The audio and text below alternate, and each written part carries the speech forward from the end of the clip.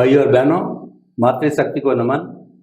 स्नेह स्नेह हमारी सत्संग आगे बढ़ती जा रही है, गति पूर्वक, स्थिरता पूर्वक, आनंद पूर्वक, रुचि पूर्वक, क्योंकि जो ज्ञान देने वाले वो अनुभवी पुरुष है, वो स्वयं साक्षात ज्ञान दे रहे हैं।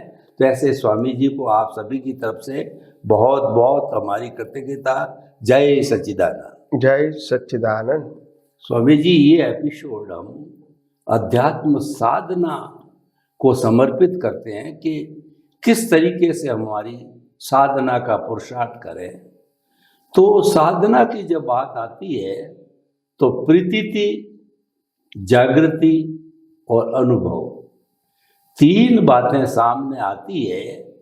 तो ये तीन चीज क्या है और क्या तीनों एक ही है, एक दूसरे के विरुद्ध है या एक दूसरे के पूर्वक है, तीनों कंपाउंड है और तीनों से कैसे प्राप्ति होती है, और अल्टीमेटली जो है अनुभव को कैसे हम जो आगे बढ़ा करके मुक्ति को प्राप्त कर सकते हैं। कृपया इस सूत्र को थोड़ा सा खोल करके बताइए।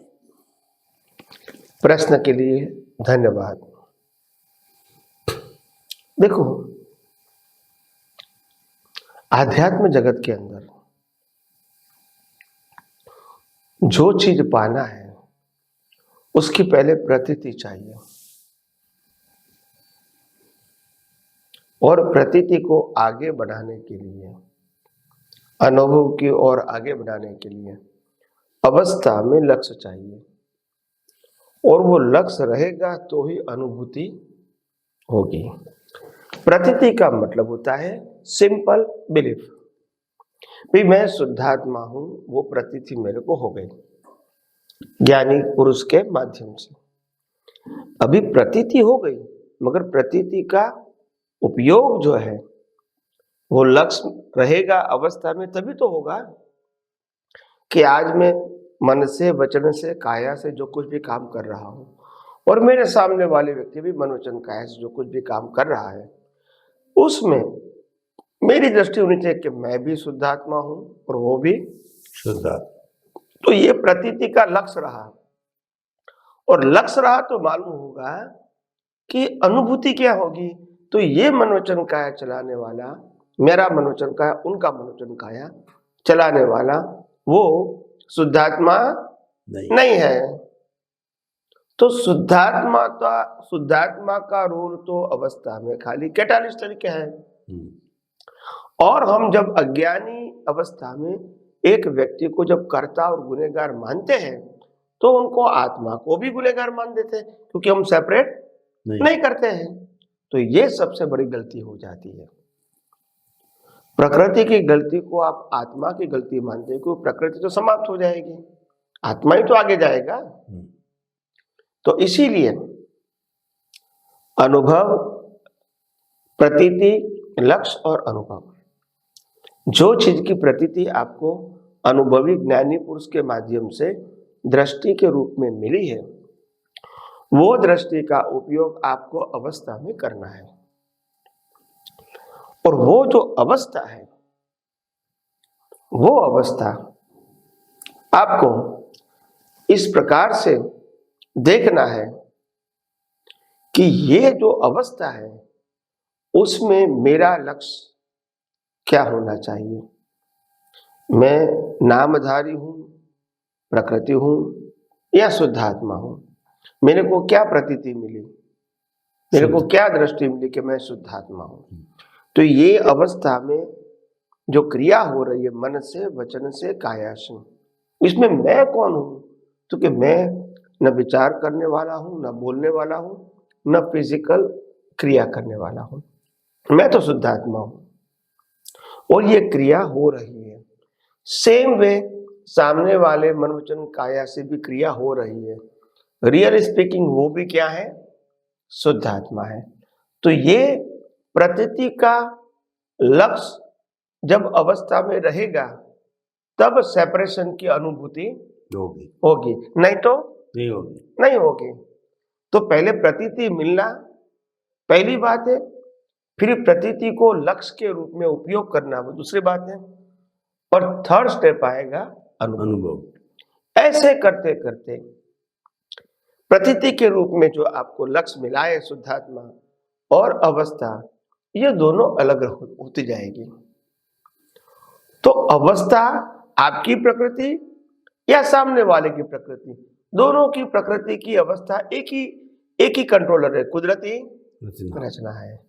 तो उसमें अलग अलग देखने की जरूरत नहीं है, ये दोनों का कर्मों का पैकेज है। दोनों की प्रकृति और अवस्था, बिगिनिंग एंड एंड, वो कुदरती कानून से चलता है। तो उनको एक ही पैकेज देखो, दो नहीं देखो। अवस्था के रूप में दो दिखता है मगर एक ही पैकेज है। ये पैकेज खत्म हो रहा है। तो जैसे पैकेज का मतलब क्या होता है, एक पैकेट में हमने 5 रुपया रखा, दूसरे पैकेट में 500 रखा, तीसरे के पैकेट में 5000 रखा, चौथे पैकेट में 5 लाख रखा। तो ये अलग अलग प्रकार का पाप पुण्य का पैकेज है, और ये पैकेज यहाँ क्या होता है, खत्म हो रहा है। और वो खत्म हो रहा है, वो कुदरती रचना है, क्योंकि हम शुद्धात्मा है। हम शुद्धात्मा खत्म नहीं हो रहे हैं, और सामने वाले में शुद्धात्मा है, वो भी खत्म नहीं हो रहा है। तो ये हमारे सम्यक ज्ञान सम्यक दर्शन का प्रयोग में ये प्रतीति लक्ष्य अनुभव बहुत काम में आता है। तो मैं बार बार कहता हूं कि विज्ञान वो अनुभूति का विषय है, विज्ञान जागृति का विषय है, विज्ञान उपयोग का विषय है, विज्ञान सिर्फ नॉलेज का विषय नहीं है। आप नॉलेज से विज्ञान को अनुभव करना चाहते हैं तो नहीं होगा। नॉलेज प्राइमरी है। क्या है? प्राइमरी। उसको डाइजेस्टिंग के फॉर्म में कन्वर्ट करना, इसको मति ज्ञान कहते हैं। और वो मति ज्ञान से ही एप्लीकेशन इजी होगा, क्योंकि आपने डाइजेस्ट किया है, सुना नहीं है, पढ़ा नहीं है, इसको क्या किया है? डाइजेस्ट किया है। उसको मति बोलते हैं। मति मतलब आपकी समझ में उसको ढाला है बुद्धिपूर्वक। हाँ, सुना तो था, पढ़ा तो था, मगर वो आपने आपकी समझ में ढाला ताकि आप इसका यूज कर सको। तो इसीलिए मति ज्ञान की आध्यात्म जगत में बहुत बड़ी वैल्यू है, और बिना मति ज्ञान एप्लीकेशन हो सकता नहीं है। तो इसीलिए यहाँ इंपॉर्टेंट बात है कि हमको जो दृष्टि मिलती है ज्ञानी पुरुष के माध्यम से, वो दृष्टि कर्म के फल स्वरूप मिली है। क्या मिली है? कर्म के फल, प्रतीति। मगर लक्ष्य और अनुभव ये दोनों पुरुषार्थ में जाएगा। प्रतीति आपको पुण्य से मिली, मगर प्रतीति का उपयोग और अनुभव वो पुरुषार्थ से होगा, वो पुण्य से नहीं होगा। तो ये बहुत इंपॉर्टेंट है। इसीलिए 3 बातें, प्रतीति, लक्ष्य और अनुभव। तो प्रतीति प्राइमरी है, वो अनुभवी ज्ञानी पुरुष के माध्यम से दृष्टि के रूप में मिलता है, और बाद में मति ज्ञान में कन्वर्ट करके आप इसका एप्लीकेशन करके अनुभव कर सकते हैं। इस प्रकार से आध्यात्म जीवन में हम आगे बढ़ सकते हैं। स्वामी जी आपका बहुत बहुत धन्यवाद।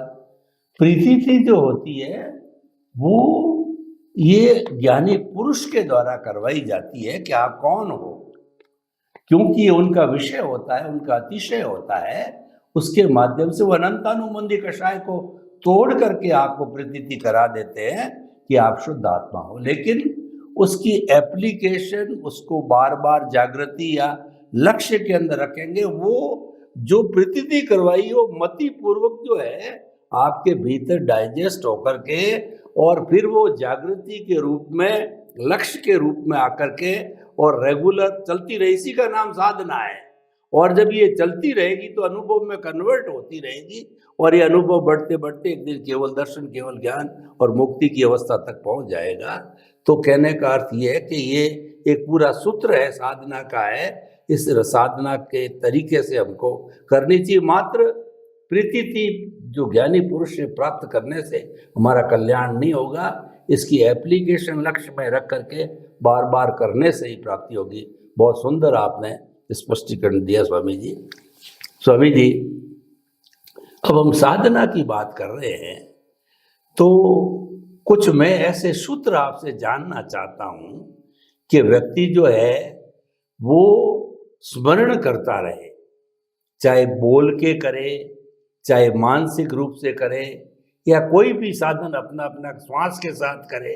हर एक के अपने अपने साधन होते हैं कोई चीज़ को बार बार रिमेम्बर करने का। तो ऐसा मैं शुद्ध आत्मा हमने तो जान लिया, लेकिन ये बार बार जो है हम किस रूप के अंदर इसको जो है उपयोग में लाएं, कुछ ऐसे सूत्र बताइए कि हृदयंगम होता रहे। क्योंकि जो लर्नर्स होता है उसको लर्निंग करनी होती है, और लर्निंग में अगर ट्रैक सही ले लिया जाता है, उसके पास साधन, उसके पास में विधान अगर बराबर सही होता है, तो वो सही तरीके से आगे बढ़ सकता है। तो ये किस तरीके से बार बार इसका स्मरण कराया जाए, ये हमें थोड़ा सा आप बताइए, ताकि हमारी साधना पुष्ट हो, मैं शुद्ध आत्मा एकदम हृदयंगम आ जाए, बार बार सोचना नहीं पड़े, याद नहीं करना पड़े, कि और सहज ही रूप से सरलता से उसकी अनुभूति हो जाए, तो ऐसा स्पर्श हो जाए। कृपया ऐसा बताइए। प्रश्न के लिए धन्यवाद। सबसे बड़ी बात यह है कि टूल्स तो बिल्कुल फिक्स और सिंपल है। आत्मा की अनुभूति के लिए आत्मा के अलावा जो कुछ भी अवस्था दिखती है, इसको कुदरती कानून और कुदरती रचना के रूप में देखने का प्रयास करना चाहिए। मगर प्रयास करने से पहले 3 बातों को समझ लो कि कुदरत क्या है, कुदरती कानून यहाँ क्या है, और कुदरती रचना क्या है। तो सबसे पहली बात कुदरत यानी 6 तत्व। कोई भी अवस्था 6 तत्व के बिना नहीं होती है। कई लोग कहते हैं कि 5 तत्व होता है। बात सही है कि अवस्था 5 तत्व की है, मगर अवस्था जानने वाला चेतन नहीं होता है, तो कौन जानेगा? जान नहीं पाए। इसीलिए 6 तत्व बताया है। छठा तत्व प्रोसेस में नहीं है, छठा तत्व विटनेस है। क्या है? विटनेस। वो प्रोसेस को जानता है। प्रोसेस 5 तत्वों में ही है, छठा में नहीं है। इसीलिए जो साइंस शब्द बोलते हैं वो 5 तत्व के ऊपर आधारित है, मगर 5 तत्वों को जानने वाला आत्मा नहीं है, तो कौन जानेगा? इसीलिए 6 तत्व का इंपॉर्टेंट बताया गया है। तो 5 तत्वों में सबसे बड़ा तत्व है जड़ तत्व, और जड़ तत्व की अवस्था को सहाय करने के लिए बाकी के 4 तत्व है: गति सहायक, स्थिति सहायक, टाइम एंड स्पेस। तो गति सहायक जो जड़ तत्व है उनकी अवस्था को ये 4 तत्व लागू होते हैं। इनको गति सहायक चाहिए कोई भी अवस्था को, स्थिति सहायक चाहिए कोई अवस्था को, समय चाहिए, और स्पेस चाहिए, तभी ये अवस्था की बिगिनिंग एंड एंड होगी। तो ये जो प्रोसेस होती है, तो ये जो 6 तत्व है, तो 6 तत्व के बिना कोई भी अवस्था होती भी नहीं है, और अवस्था को जानने वाला भी नहीं होता है। तो पहले ये समझो कि ये अवस्था में 6 तत्व इंक्लूड है। दूसरी बात, अभी तत्व तो अविनाशी है, तो फिर अवस्था का रूप कैसे धारण करते हैं? तो वो कुदरती कानून के हिसाब से धारण करते हैं, क्योंकि खुद का अस्तित्व मिटता नहीं है और अवस्था बन के खत्म हो जाती है उनकी सहायता से। जैसे ये हमारा शरीर है, वो जड़ तत्वों से बना है, अनेक जड़ तत्वों से बना है, और वो जड़ तत्व जो है वो तत्व के रूप में नहीं दिखता है, अवस्था के रूप में दिखता है। और अवस्था को अवस्था की बिगिनिंग और एंड के रूप में रखने के लिए इनको गति सहायक, स्थिति सहायक, समय और स्पेस चाहिए, तभी ये अवस्था बिगिनिंग और एंड के रूप में कंप्लीट होती है। तो जब कोई भी अवस्था को आप देखते हैं तो उसमें मालूम होना चाहिए कि उसमें कुदरत और कुदरती कानून इनबिल्ट है।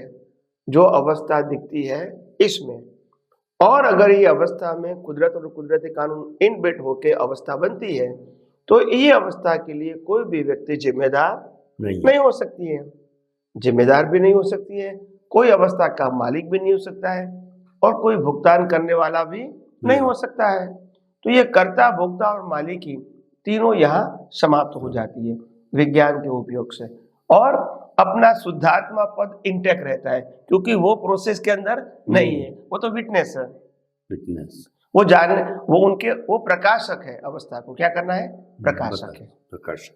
हाँ। तो इसीलिए ऐसा जानते हैं तो हमको मालूम होता है कि क्यों अवस्था में कोई कर्ता नहीं है, मालिक नहीं है, भोक्ता नहीं है और निर्दोष है। आप समझे ना, ये धीरे धीरे समझ में आता है और बाद में मोह भी चला जाता है, क्योंकि ये अवस्था जब कुदरती रचना है तो जन्म से मौत तक की सभी अवस्था आ गई, तो इसमें मोह करने की क्या जरूरत है। जब कुछ पाना और खोना है ही नहीं, हिसाब ही खत्म करना है, तो मोह की क्या जरूरत है। और तीसरी बात, अज्ञानता के माध्यम से हम सुख पाने के लिए साधन और अवस्था में इंटरेस्ट रखते हैं, मगर हमको मालूम होता है कि अवस्था को प्रकृति की है, हमारी नहीं है। ये तो सिर्फ हमारी बिलीफ है कि ये अवस्था से हमको सुख मिलता है, वो बिलीफ है। वास्तव में सुख तो हमारा स्वभाव है, हमारी हाजिरी से अवस्था है, अवस्था की हाजिरी से हम नहीं है। तो मूल सुख तो हमारा है, मगर अज्ञानता के वश हमने सुख की बिलीफ अवस्था के ऊपर ढाल दिया, बस ये हमारी अज्ञानता हो गई और इसीलिए कर्म हुए और राग द्वेष हुए। तो ये जैसे जैसे विज्ञान समझ में आता है, सिंपल भाषा में, कुदरत, कुदरती कानून और कुदरती रचना के रूप में, वैसे वैसे आपको ये संसार में अलिप्त रहना, मन वचन काया उनकी अवस्था से मुक्त रहना और आत्मा में निश्चय के रूप में स्थिर होना आपके लिए आसान हो जाएगा। उसमें बहुत सारी क्रियाओं को, बहुत सारे फिजिकल ज्ञान को, शब्दिक ज्ञान को जरूरत नहीं है। तो ये बहुत सिंपल है। हाँ, समझने के लिए समय निकालो, समझने के बाद एप्लीकेशन और एक्सपीरियंस इजी हो जाएगा। बिना समझे स्पीड करना चाहोगे, स्पीड नहीं होगा। मैंने बहुत बार कहा है, आध्यात्म का मार्ग, आध्यात्म का पुरुषार्थ का मार्ग वो स्पीड का मार्ग नहीं है, वो धीरज का मार्ग है, पेशेंस का मार्ग है। आपको अवस्था को साइंटिफिक देखना है, ऐसा नहीं बोला है कुदरती रचना है, बोलना तो प्राइमरी होता है। धीरे धीरे आपको कुदरती रचना दिखनी चाहिए, क्योंकि कुदरती रचना का मतलब कुदरत और कुदरती कानून इनबिल्ट है। तो ये कुदरती रचना व्यवस्थित शक्ति की तरह मैकेनिकल नहीं होना चाहिए, जागृति पूर्वक होना चाहिए। एक प्रोसेस के फॉर्म में आप उसको देखते हैं, टाइटल के फॉर्म में नहीं। आपने बोल दिया कुदरती रचना, वो टाइटल हो गया, टाइटल नहीं, उसमें कुदरत और कुदरती कानून इनबिल्ट है, ऐसा देखो। तो धीरे धीरे आपको और ज्यादा ये बातें आगे हम समझाने की कोशिश करेंगे। स्वामी जी, आपने जो साधना के सूत्र दिए कि एक मुमुक्षु जिज्ञासु महात्मा साधना में कैसे आगे बढ़ता रहे, तो आपने बहुत सुंदर बातें बताई कि सबसे पहले कुदरत, कुदरती कानून और कुदरती रचना को जानना जरूरी है। कुदरती रचना तब जानी जाएगी जब कुदरत और कुदरत का कानून उसमें यूनिबिल्ट है, ये आपके समझ में आ जाना चाहिए। खाली कुदरती रचना कहने से जो है वो आपके समझ में नहीं आएगा। ये आपने बहुत सुंदर व्याख्या दी, कुदरत की आपने पूरी व्याख्या बताई कि 5 जो मुख्य जड़, गति सहायक, स्थिति सहायक, टाइम और स्पेस, ये 5 होते हैं, उनसे अवस्थाएं जो बनती है और जो उसको जानने वाला छठा तत्व जो है वो चेतन तत्व मिलता है। जब उसको जानने, देखने, अनुभूति करने वाला मिलता है, तभी जाकर के और ये जो अवस्था रूप के अंदर ये सारा कार्य होता है। तो इन सब चीज़ों को समझने के लिए हमको कुदरत, कुदरती रचना, कुदरत के कानून को समझना होता है। जब ये हमारे समझ में आ जाता तो धीरे धीरे हमारा ज्ञान दर्शन का डेवलपमेंट होता रहता है और हम आगे बढ़ते रहते हैं, मुक्ति के मार्ग की ओर बढ़ते रहते हैं। और हमारा जितना ये रिलेटिव ट्रुथ है, जो हमारा पुण्य पाप से जुड़ा होता है, ये धीरे धीरे हमारा जो अज्ञान है ये धीरे धीरे इरेज होता रहेगा। तो लक्ष्य हमारा ये है कि अज्ञान को जो है हमें इरेज करना है, हमें पुण्य पाप को ज़्यादा बढ़ाना या उसको तवज्जो नहीं देना है। और जब अज्ञान इरेज होता, जितना अज्ञान इरेज होता रहेगा, विज्ञान बढ़ता जाएगा, विज्ञान बढ़ता जाएगा तो ज्ञान दर्शन स्थिर होता जाएगा, ज्ञान दर्शन स्थिर होता जाएगा तो एक स्थिति मुक्ति की एक न एक दिन अवश्य आएगी। स्वामी जी बहुत सुंदर आपने सारा स्पष्टीकरण दिया, जय आपको बहुत सच्चिदानंद। बहुत धन्यवाद। जय सच्चिदानंद। जय सच्चिदानंद।